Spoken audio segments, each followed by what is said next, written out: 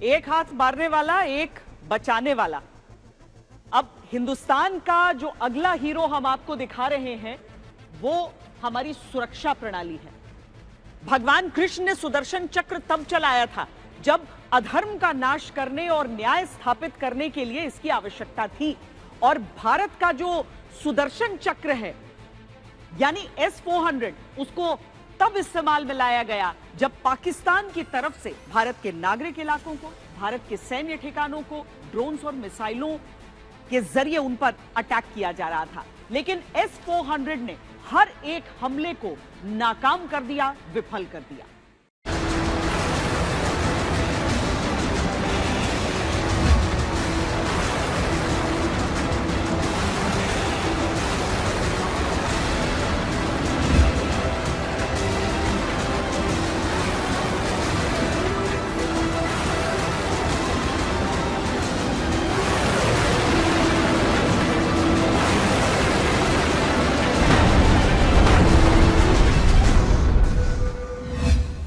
Operation सिंदूर का सबसे बड़ा हीरो, पाकिस्तान के हजारों ड्रोन्स का संहारक, सैकड़ों मिसाइल्स का सर्वनाश करने वाला भारत का सुदर्शन चक्र S-400।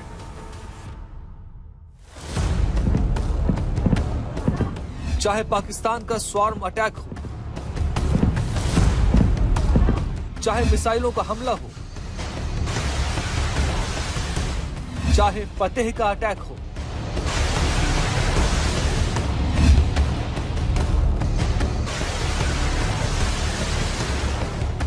भारत के S-400 डिफेंस सिस्टम ने पाकिस्तान के हर हमले को नाकाम कर दिया। भारत पाकिस्तान के इस तनाव के बीच S-400 की मौजूदगी भारत के लिए किसी वरदान से कम नहीं थी। उधर से दुश्मन के ड्रोन चलते थे, इधर से उनको खत्म करने के लिए S-400 डिफेंस सिस्टम के मिसाइल। S-400 एक डिफेंसिव सिस्टम है, एयर डिफेंस सिस्टम है। मिसाइल को डिटेक्ट, एयरक्राफ्ट को डिटेक्ट करना आसान है बिकॉज वो रडार पे आ सकता है, लेकिन मिसाइल को डिटेक्ट करना, ड्रोन्स को डिटेक्ट करना डिफिकल्ट है।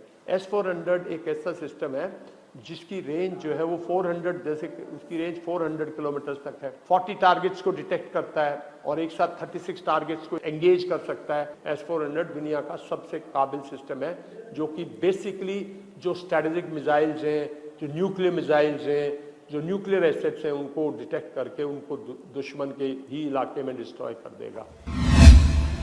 S-400 एक बार में एक साथ 72 मिसाइल छोड़ सकता है। इसको एक जगह से दूसरी जगह ले जाना आसान है क्योंकि इसकी कोई फिक्स्ड पोजीशन नहीं होती है, इसलिए इसे आसानी से डिटेक्ट नहीं किया जा सकता। S-400 मिसाइल सिस्टम में 4 तरह की मिसाइलें होती हैं जिनकी रेंज 40, 100, 200 और 400 किलोमीटर तक होती है। ये सिस्टम 100 से लेकर 40,000 फीट तक उड़ने वाले हर टारगेट को पहचान कर नष्ट कर सकता है। इसका राडार 600 किलोमीटर तक की रेंज में करीब 300 टारगेट ट्रैक कर सकता है। ये सिस्टम मिसाइल, एयरक्राफ्ट या फिर ड्रोन से हुए किसी भी तरह के हवाई हमले से निपटने में सक्षम है। मूलतः ये S-400 Triumph missile defence system हमने रशिया से वहां पे खरीदी थी। उस वक्त अमेरिका का एक तरीके से दबाव था कि अगर हम रशिया से इस तरह की मिसाइल डिफेंस सिस्टम खरीदेंगे तो हम यानी हिंदुस्तान को अमेरिका काटसा यानी एक तरीके से जो है एडवर्सरी के एक्शन के पॉइंट ऑफ व्यू से काटसा के नियमों के अंतर्गत हमारे ऊपर अलग अलग तरह के प्रतिबंध लगाए जाएंगे। लेकिन उस वक्त हमने जो है भारत की रक्षा को मद्देनजर रखते हुए एक महत्वपूर्ण निर्णय लिया और इस S-400 मिसाइल डिफेंस सिस्टम को हमने रशिया से खरीदा। और ये बात इसने इस युद्ध में साबित कर दी। दरअसल भारत का एयर डिफेंस सिस्टम कई लेयर में काम करता है। पहला, लॉन्ग रेंज इंटरसेप्शन यानी Indian ballistic missile defence programme. दूसरा, इंटरमीडिएट इंटरसेप्शन यानी S-400 Triumf air defence system.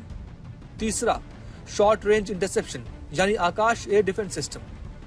चौथा, वेरी शॉर्ट रेंज इंटरसेप्शन यानी मैनपैड्स और एंटी एयरक्राफ्ट गन्स।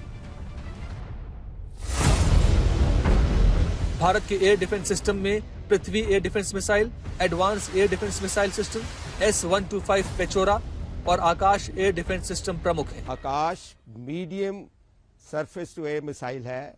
ये करी गई थी 2012 में।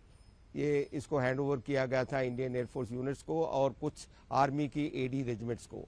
इसकी शुरुआत 1983 में हुई, जबकि इंडिया ने एक इंटीग्रेटेड मिसाइल डेवलपमेंट प्रोग्राम शुरू किया था।